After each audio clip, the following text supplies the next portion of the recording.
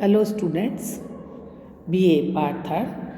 Paper first western political thinkers के व्याख्यान की श्रृंखला में हम कार्ल मार्क्स पर चर्चा कर रहे हैं। आज की क्लास में हम उनके एक प्रमुख सिद्धांत आर्थिक निर्धारणवाद, जिसे हम इंग्लिश में इकोनॉमिक डिटर्मिनिज्म कहते हैं, और अधिक सरल शब्दों में देखें तो इतिहास की भौतिकवादी जो उन्होंने व्याख्या की है उस सिद्धांत को आज हम समझने का प्रयास करेंगे। सर्वप्रथम मार्क्स के जितने भी सिद्धांत हैं उसमें इतिहास की भौतिकवादी जो व्याख्या उन्होंने की है, इस सिद्धांत की केंद्रीय स्थिति है, यानी कि सेंट्रल जो थीम है वो यही सिद्धांत को लेकर के चलते हैं। यह सिद्धांत उनका जो है वो एक ऐसा केंद्र बिंदु है जिसके चारों ओर कार्ल मार्क्स ने जो भी विचार व्यक्त किए हैं वो इसके इर्द गिर्द ही घूमते हैं। यहाँ वे सामाजिक जीवन पर या जो भी उन्होंने सामाजिक संस्थाओं के अध्ययन करा है उसमें उन्होंने ऐतिहासिक जो भौतिकवादी सिद्धांत है उसके द्वंद्वात्मक भौतिकवाद के सिद्धांत को का एक्सटेंशन हम इस विचार को मान सकते हैं। लास्ट क्लास में हमने द्वंद्वात्मक भौतिकवाद के सिद्धांत को समझा था और उसका जो एक्सटेंशन या उसका जो विस्तृत रूप है वो आज की क्लास यानी कि जो जिसमें हम ऐतिहासिक भौतिकवाद पर चर्चा करेंगे उस पर उसको मान सकते हैं। सर्वप्रथम हम ये देखते हैं कि मार्क्स की जो भौतिकवादी व्याख्या है उसमें वह उस सामग्री पर चर्चा कर रहा है जिनसे व्यक्ति अपना पोषण करता है या वो उनको अपने अध्ययन में महत्व दे रहा है। इस बात पर जोर देकर मार्क्स ने संपूर्ण राजनीतिक सिद्धांत में एक नया या एक नवीन प्रवृत्ति को जन्म दिया। ऐसा नहीं है कि मार्क्स से पहले भौतिकवादी दृष्टिकोण अपने अस्तित्व में नहीं था। जैसे हम हॉब्स पे चर्चा करें तो हॉब्स का जो भौतिकवाद है तो लेकिन उनका जो भौतिकवाद था वो दार्शनिक अधिक था। लॉक देखें तो लॉक ने भी उत्पादक प्रक्रियाओं में संपत्ति को केंद्र माना, लेकिन कार्ल मार्क्स और उनके जो साथी एंजल्स हैं यही दो पहले ऐसे दार्शनिक हमको दिखाई देते हैं जिन्होंने आर्थिक अवस्थाओं को महत्वपूर्ण बताया है और जो अन्य पोजीशंस हैं, सांस्कृतिक है, राजनीतिक है, सामाजिक है, धार्मिक है, उनमें आर्थिक जो स्थिति है या आर्थिक जो अवस्था है उसको डोमिनेंट माना है। उन्होंने अपने इतिहास की भौतिक व्याख्या के सिद्धांत को जिस तरीके से निरूपण उसका किया है उसको हम बहुत साधारण शब्दों में समझने का प्रयास करेंगे। सर्वप्रथम कार्ल मार्क्स ने माना कि उत्पादन मानव की सर्वोत्तम क्रिया है, यानी कि यह माना जाता है कि इतिहास में अर्थ एक बहुत बड़ी पूंजी है या एक बहुत बड़ी एक आधारभूत स्थिति है, क्योंकि मानव को जीवित रहने के लिए, जैसा हम सभी जानते हैं, भोजन की आवश्यकता है, शरीर को ढकने के लिए कपड़ों की आवश्यकता होती है और रहने के लिए मकान की आवश्यकता होती है। और मानव का अस्तित्व भी इसी बात पर निर्भर करता है कि किस प्रकार से प्राकृतिक साधनों से वे अपनी आवश्यकता के अनुकूल उत्पादन कर सकता है। तो हम देखते हैं कि उत्पादन ही मानव की जितनी भी वो जो क्रियाएं करता है उनमें सर्वोत्तम क्रिया है। और चूंकि मानव अकेले प्रोडक्शन का कार्य नहीं कर पाता तो वो दूसरों के साथ मिलजुल करके उत्पादन का कार्य करता है। इसलिए आज जो समाज की बात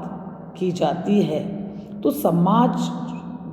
की जो आज की स्थिति है, जो वर्तमान तक समाज जिस अवस्था में पहुंचा है, ये मानव के एफर्ट्स का ही हमको फल दिखाई देता है, जहाँ जीवन की आवश्यकताओं की पूर्ति के लिए समाज अस्तित्व में आया और इन सब के लिए उत्पादन एक सेंटर फिगर के रूप में रहा कि मनुष्य की जो उत्पादन करने की जो क्रिया है वो उसकी अन्य क्रियाओं में डोमिनेंट अवस्था में है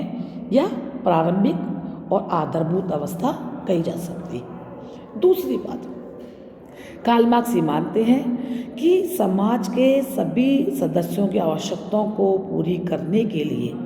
किसी भी सोसाइटी में पर्याप्त उत्पादन नहीं हो पाता है, जिससे समाज निर्धन, जिनके पास कुछ भी नहीं है, और धनी, जिनके पास सब कुछ है, दो भागों में बंट जाता है। और जब निर्धन लोगों की आवश्यकताएं पूर्ति नहीं होती है, उनमें एक असंतोष आ जाता है, तो समाज के अंदर संघर्ष की स्थिति उत्पन्न हो जाती है। और यहाँ पे धर्म एक महत्वपूर्ण स्थिति के रूप में उभर के आता है, क्योंकि मनुष्य को ये समझा दिया जाता है धर्म के प्रभाव के कारण, और वह ये समझने भी लग जाता है कि उसकी आवश्यकताएं अगर आज पूरी नहीं हो रही हैं तो कोई ना कोई दिन ऐसा अवश्य आएगा कि परलोक में जाकर के उसकी आवश्यकताएं पूरी होंगी।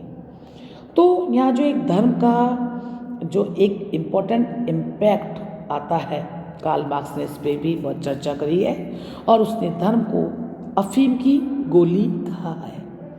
यहाँ जब वह कह रहा है अफीम की गोली, तो यहाँ अफीम की गोली का तात्पर्य है कि ये एक ऐसी दवा है जिससे शोषक वर्ग शोषित वर्ग को पिला देता है, और धीरे धीरे शोषित व्यक्ति को समझ में आ जाता है, ये उसकी इस प्रकार की कंडीशनिंग हो जाती है कि यदि उसकी आवश्यकता पूरी नहीं हो रही है तो धर्म ही उसके लिए एक अंतिम सहारा है। तो धर्म की एक बारे में जो नकारात्मक विवेचना,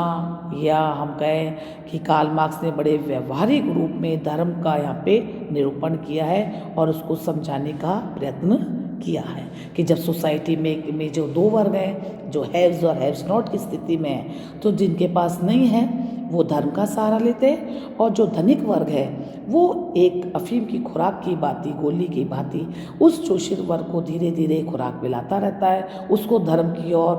आगे राह में बढ़ाता रहता है, ताकि वो उसमें ही धर्मांध होकर के लगे रहे और अपने स्वामी के खिलाफ, अपने उसके मास्टर के खिलाफ वो किसी भी तरह की स्थितियों को आगे बढ़ने नहीं देता है। तो मार्क्स की जो ये धर्म की जो अवधारणा है, धर्म को जिस तरह से वो परिभाषित कर रहे हैं, बहुत अनूठी है। आगे अपने विचारों को प्रकट करते हुए वो बता रहे हैं कि मानव का जो इतिहास है इसकी 6 अवस्थाएं रही हैं, और ये जो 6 अवस्थाएं हैं, यह मनुष्य इन जिन 6 अवस्थाओं से गुजरा है, ये संपूर्ण मानव इतिहास का लेखा जोखा है। इसमें सर्वप्रथम जिस अवस्था की बात या जिस स्टेज की बात कार्ल मार्क्स कर रहे हैं वो है आदिम अवस्था, जिसमें उत्पादन की शक्तियाँ बहुत कम थी। मनुष्य के भोजन प्राप्त करने का मुख्य स्रोत जो था वो शिकार था, और उसके पास में पत्थर, कांसे, तांबे के बने हुए हथियार थे, और उत्पादन के साधनों पर किसी का भी स्वामित्व नहीं था। जो भी प्रॉपर्टी होती थी वो सामाजिक होती थी। तो इस अवस्था में न तो कोई शोषक था, न ही कोई शोषित था, है ना। ये प्राकृतिक अवस्था का बहुत आदिम स्वरूप है। दूसरी अवस्था जिसकी बात, या सेकंड स्टेज जिसकी बात कार्ल मार्क्स कर रहे हैं, जिसे वो प्राचीन अवस्था कहते हैं, वो इसे दास पद्धति की अवस्था भी कहते हैं, क्योंकि इस अवस्था में या इस स्टेज में कृषि के विकास के साथ साथ स्लेवरी की जो प्रथा है उसका भी विकास हुआ, क्योंकि इस समय ऐसा ये अवधारणा का भी जन्म हुआ कि कृषि के द्वारा एक व्यक्ति कृषि करता है, खेती करता है, और वो अनेक लोगों के लिए भोजन उत्पन्न कर सकता है या भोजन सामग्री उपलब्ध करा सकता है। तो इससे समाज 2 भागों में विभक्त हो गया। वे जिनके पास ज़मीनें थी, खेत थे, वो ज़मींदार हो गए, या जिन्हें हम भूस्वामी कह सकते हैं, और दूसरे जो कृषि का मात्र कार्य कर रहे थे, या कृषक दास थे, या जो श्रमिक थे जिनके पास में जमीन नहीं थी। ये एक बहुत इम्पोर्टेंट अवस्था थी, बहुत ऐसी स्टेज है जहाँ पे सोसाइटी का में जो डेवलपमेंट का जो प्रोसेस है वो आदिम अवस्था से अब हमको दिखाई सेकंड स्टेज में यहाँ पे धीरे धीरे दिख रहा है। अब इसके बाद की जिस अवस्था को हम कहते हैं वो फ्यूडल सोसाइटी का बात हो रही है यहाँ पे, जो तीसरा स्टेज है। इसमें चूंकि अब दो वर्ग पहले से हो चुके हैं, जमींदार या कृषक दास। अब इसमें धीरे धीरे एक मध्यम वर्ग का विकास होता है। तो अब हो गए एक उच्च वर्ग, दूसरा हो गया मध्यम वर्ग, तीसरा हो गया जो दास है या श्रमिक है। और कार्ल मार्क्स कह रहे हैं कि इतिहास में यह अवस्था 13वीं और 14वीं शताब्दी तक बनी रही है। मध्यम वर्गीय वर्ग वो है इस समय जिसको हम सामंतवादी वर्ग, जिसके पास में जमीनें बहुत ज़्यादा नहीं हैं, लेकिन वो दास की स्थिति में भी नहीं है। तो सोसाइटी के अंदर एक थोड़ी सी बीच की अवस्था, या हम कह सकते हैं हैव और हैव्स नॉट के बीच का जो एक जो गैप है सोसाइटी के अंदर यहाँ पे थोड़ा सा कम हो रहा है। लेकिन साथ ही साथ जो उच्च वर्ग है या जो स्वामी है, जो मास्टर है, वो उसकी स्थिति लगातार ऊपर की ओर बढ़ रही है, जिसका परिणाम हम चौथी स्टेज जिसमें हम बात करते हैं, जिसको हम पूंजीवादी व्यवस्था कहते हैं, कि जहाँ कैपिटलिस्ट जो है, जो धनी वर्ग है, वो कैपिटलिस्ट का रूप ले सका है। तो ये जो अवस्था है, जो जिस चौथी अवस्था की हम बात कर रहे हैं, इस अवस्था में सामंतवादी व्यवस्था का पतन हो रहा है और पूंजीवादी व्यवस्था का विकास प्रारंभ होता है।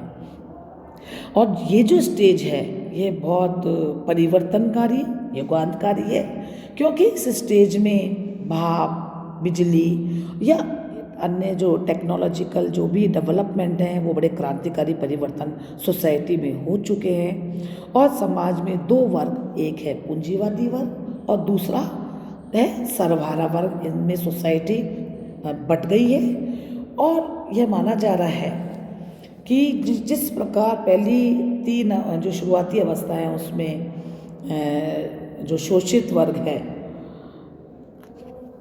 वो उसकी अवस्था अपने मालिक के साथ या स्वामी के साथ है, वो चौथी अवस्था में पूंजीवाद में उसकी अवस्था बहुत ज़्यादा नीचे की अवस्था के अंदर आ जाती है। और इसके परिणाम स्वरूप